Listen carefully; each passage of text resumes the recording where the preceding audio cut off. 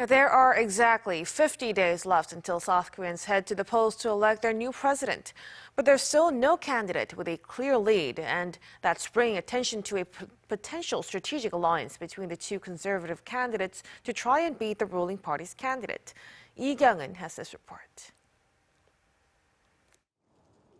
The March 9th presidential election has become even more difficult to predict.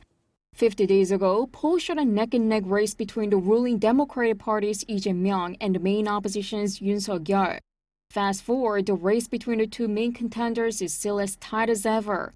But there is a new variable, the rise of the minor opposition People's Party's Cheol-soo. His ratings rose dramatically, mainly while Yoon saw a decline.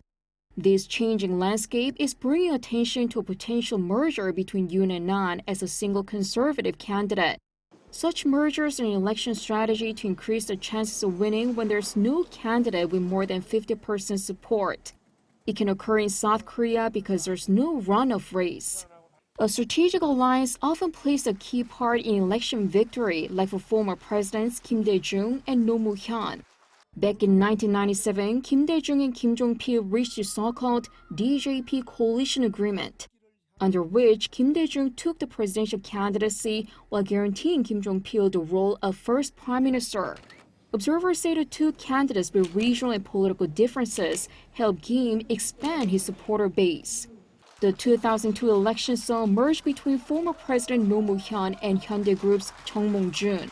Although Chung retracted his support soon after, the merger deal gave No the momentum to seal the final win. But not all merger attempts succeed. Like in 1987, when Kim Young-sam and Kim Dae-jung failed to reach an agreement paving the way for Roh Tae-woo's victory. An Cheol-soo, who is at the center of this year's potential merger, is not new to strategic alliances.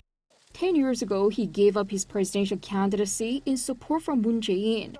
In 2011, he resigned from Seoul mayoral by-election to support Park Won-soon.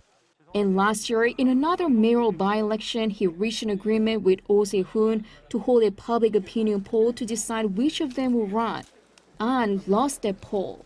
As for this election, An has so far been keeping a firm stance that he will end the race himself.